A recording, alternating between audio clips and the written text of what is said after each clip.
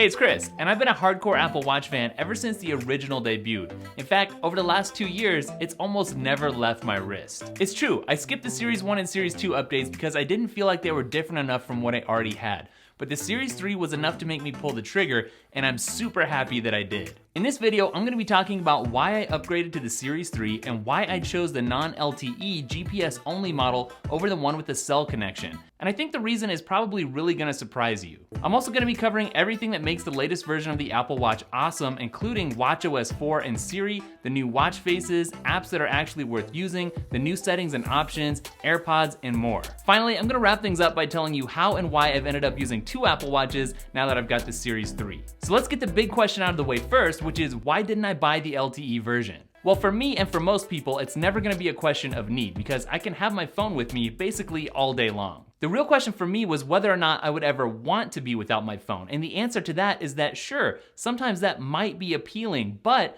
there are no times when I would want to be without my camera. And yeah, that camera watch band, I don't know if that's ever gonna be a reality. But that's really it. It just came down to the camera for me. It really had nothing to do with the cost. But I will say this, I really don't like the red dot that Apple put on the LTE versions. It's not the end of the world or anything, but it really doesn't look good. So the model that I ended up buying was the 42mm silver aluminum case with the Fog Sport Band.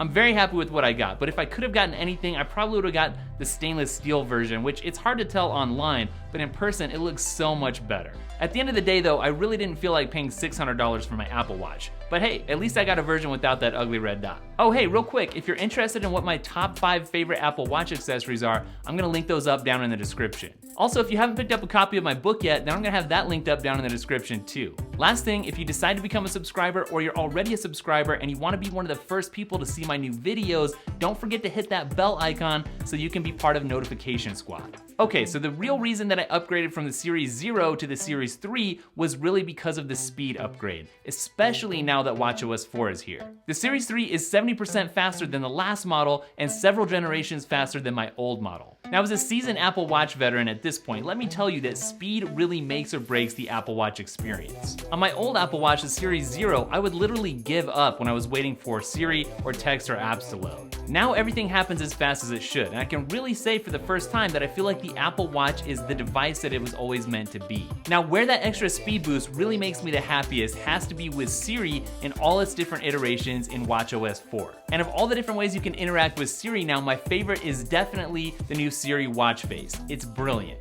I love those personalized cards that show up at just the right time for things like appointments, reminders, HomeKit controls, timers, news, photo memories, and more. One small disappointment for me here so far is that not all apps seem to be integrated into that card system just yet. Like items from my favorite to-do list app, those don't show up, and that's kind of a pain. And with those Siri cards taking up so much of the screen real estate, you really have to deal with the fact that you can only fit 2 complications. But I've also found that talking to Siri works a lot better here on the Series 3, and partly because Siri can now talk back. But actually, I couldn't get Siri to talk back to me for about the first 24 hours after I bought the Series 3. So in the Siri settings on the watch, I checked and it said that the voice needed to be downloaded from my iPhone, which is fine, but I don't know what finally triggered it to work. So it did, and that's the good news, but I don't know why. Now, the kaleidoscope watch face, which when I first heard about it, I thought was gonna be completely pointless and stupid, has actually become one of my favorite new features. See, when I heard about it, I thought it was just static until you turned the digital crown and made it move, but that's not how it works at all.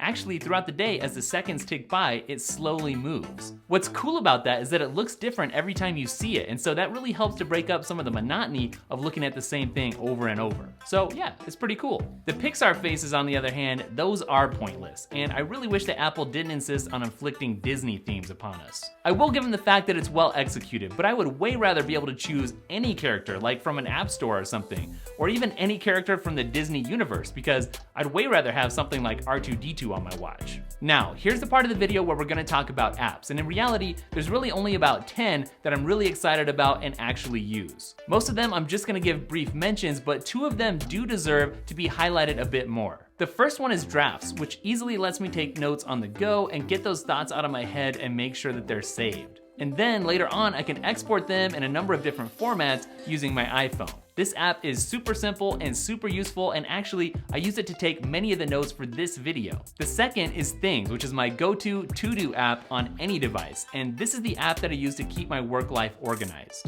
Not only does it keep me productive by letting me see and check off what I need to do, but it's really easy to create new to-dos as well. Okay, so the handful of apps that I think deserve at least a brief mention are Just Press Record for voice memos, ETA for traffic estimates, Glancify for loading any one piece of information, and mine shows me my current subscriber count, and then Tile for tracking my wallet and keys. When I'm super bored, I'll even fire up a game or two on the Apple Watch. And I mean, you have to be super bored. But Rules, Lifeline, Micropolis, and Elevate are all surprisingly entertaining. Lastly, I want to mention one underdog app, and that's the Apple Camera Remote for your iPhone, because that's come in clutch for me during several family photo opportunities. So there are 2 new settings worth mentioning in WatchOS 4, and I want to touch on each of those briefly. There's now a new list view which you can use instead of the original grid or bubble looking view, but I actually turned out to not like that very much. The thing is, I have enough apps installed that it just takes too long to find what I'm looking for, and the bubble view is always faster for me.